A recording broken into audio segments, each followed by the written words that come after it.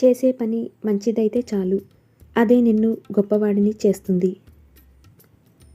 ఆకలిగా ఉన్నవారికి గుప్పెడు అన్నం, ఆపదలో ఉన్నవారికి కొంచెం సాయం, బాధలో ఉన్నవారికి కొంచెం ఓదార్పు అందించడమే నిజమైన మానవత్వం.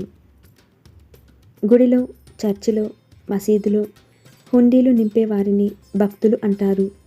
కాలే కడుపు నింపేవారిని దేవుడు అంటారు. డబ్బు మనిషిని పైకి తీసుకెళ్ళగలదు, ఇందులో ఎలాంటి సందేహం లేదు.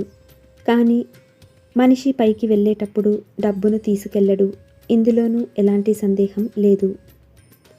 ధనవంతుడు సముద్రం లాంటివాడు, ఒకరి దాహం కూడా తీర్చలేడు.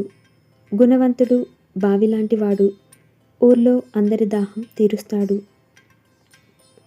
దాచిన రూపాయి నిన్ను ధనవంతుడిని చేస్తుంది, దానం చేసిన రూపాయి నిన్ను ధర్మాత్ముడిగా మారుస్తుంది. ధనం కాటి వరకే వస్తుంది, ధర్మం దైవం కాళ్ళ దగ్గరకు తీసుకువెళ్తుంది.